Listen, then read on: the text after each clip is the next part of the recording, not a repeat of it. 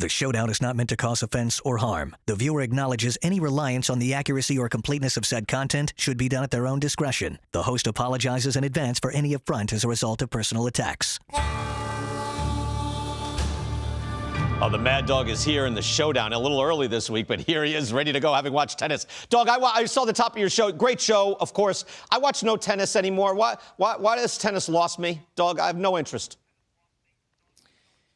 I'm surprised. You know, you're a good sports fan. You also don't love the NBA either. You've gotten off that. I've lost it. Well, let me say this. Did you watch it? Did you watch it yesterday? You had to put it on a little bit yesterday. No, I watched baseball. No. Did you watch it yesterday? No, watch baseball. Watch baseball. It started at 9 o'clock in the morning. There's no baseball at 9 a.m. I was in church. I was in church, too. Yeah, I'll throw that your way. All right, Dog, I love the top of your show. 10:30. I mean, I know you got to... I'm not... But, Dog, I watched it religiously, so to speak. When it was McEnroe and Jimmy Connors and all that as a kid, it was the most... They're not interesting anymore. These players don't interest me. All right, Padres and Mets, right off the top of your show, you're saying they're done.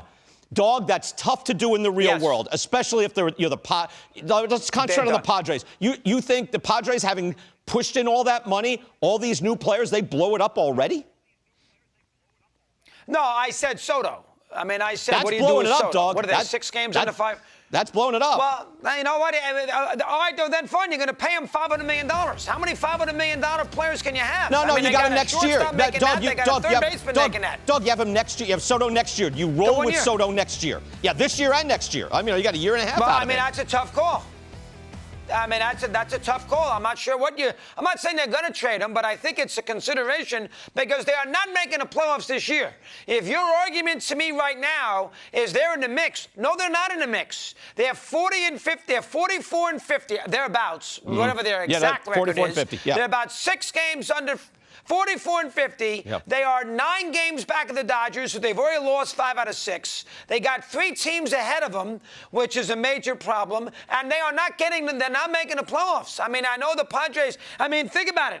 They got 94 games, okay? They have 50 and 44. Let's say that they win 40. Let's say they go 45 and 30, or roughly. So they're still only going to win 80-something games.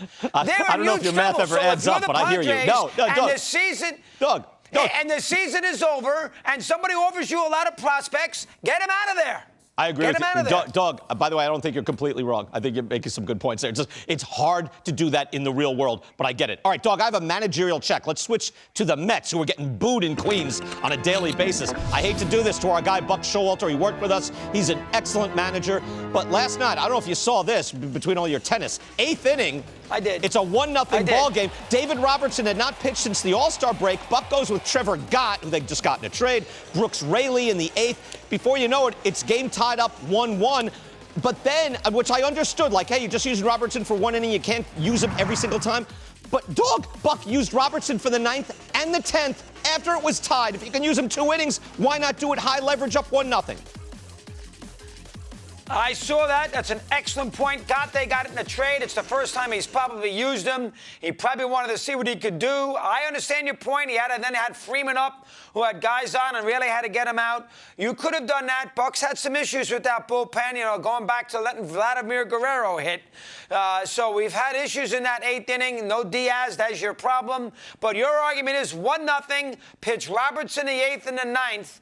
Instead, you had to pitch in the 9th and the 10th anyway. So why not let him pitch the 8th? I think you're nitpicking a little bit. But they won the game, but I understand your point. It's a fair point. It's well thought out. I disagree with you a little bit on Lugo. You want a Lugo out of there with the third at bat, with the third time through the lineup to convince to get him out of there? He had given up a home run the inning before, and then he's given up home run. After that next home run, all right, that's 2 home runs in 2 innings. I'm good. You got to roll the dice and go to your bullpen. You got 10 guys out there. Then he gives up like double, single.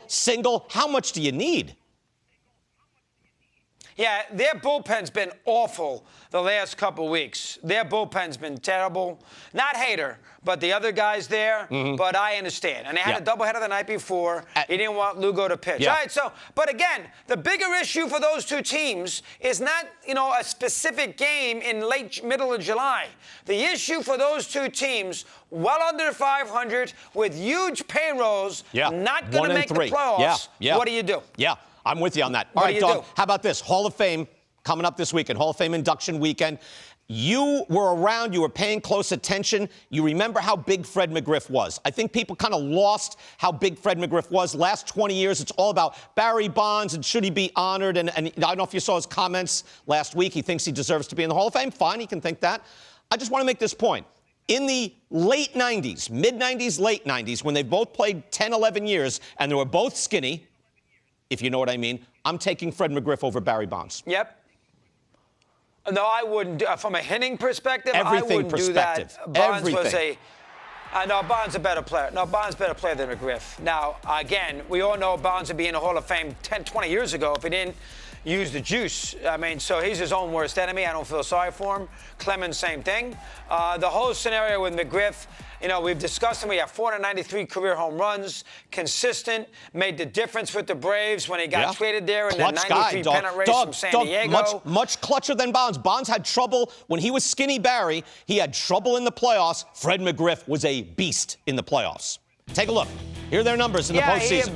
Bonds had trouble against great pitchers. He was at problems in the playoffs. Fred McGriff did not have problems against great pitching, 100%. evidently. He's slugging .532 in his career. This is up through 1997 when they were both clean. If we think they were both clean, fine. But Bonds did not. And look, down the stretch, it was McGriff and the Braves when he got traded. He had 55 RBIs in 68 games, and they caught the Giants and they beat the Giants, winning by 1 game.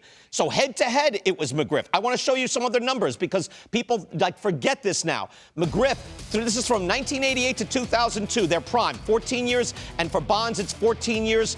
You put them up together. Look at the total bases, 277 per year for McGriff, 278 for Bonds. Home runs about the same, RBIs about the same. I know Bonds sabermetrically is a better player.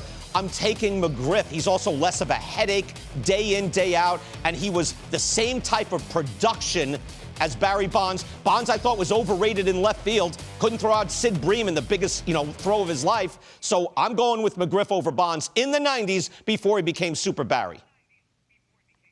Nah, I can't do that. I can't do that. I remember McGriff in a postseason with the Braves teams. They didn't go up against the same kind of starting pitching. I mean, listen, Bonds had a lot of trouble against Braves pitching. Every round he slugged like 600 against the best pitching there was. I mean, whoever they threw out there, McGriff hit it. But Bonds played 14 games as a member of the Giants, and he had to face Smoltz, Maddox, Glavine, Avery, because he played him twice in 91, 92. It's a small sample. And then he had to go beat him again. It's a small sample for Barry. Yeah, it's a small sample for Barry. I want to be fair with that, too. It's not like he was a choke artist, but that was the narrative at the time, whereas McGriff had no issues. At every time he was called to deliver, he did. I just think McGriff kind of got lost to history. He didn't have the publicity, got no play on the writer's ballot. Bonds is notorious, and he's famous. Well, let's do this about McGriff. I don't recall in the last 4 games against the Yankees in '96, McGriff did absolutely nothing in those 4 games. Last I can 4 tell you games that. in 90. They did nothing. What are you talking? Last 4 games? Well, the World Series, they're 2-0. He did nothing. They lost 4 straight games. He didn't hit the ball out of the. He couldn't hit them. Say he was terrible. They got shut out by Pettit. They lost to freaking Jimmy Key. They lost to Cone. He did nothing in those 4 games. And in one big hit there, they win a World Championship. I don't have it in front of me. I'm not looking at that. I'm looking. 1995, he slugged 500 at each level, 3 different levels of the postseason. At every level, he was a monster. Well, the Indians didn't have any. The Indians didn't have any pitching. I mean, they were an offensive juggernaut. You're dismissing his overall excellence that never abated and never had any blips. Okay. And you're picking 4 games out of nowhere. Only you. Dog, we'll let you go. You can be wrong. Only you would make me knock McGriff. Only you. Only you would make me knock McGriff 5 days before he gets in the Hall of Fame. When I get up to Cooperstown, I'm going to say, boy, it's a shame what Dog said about you, Fred. I'm so sorry. Dog, you're all right. You were right about that. You're right about the Padres. You could be wrong about McGriff. You're the best, Dog. I'll see you.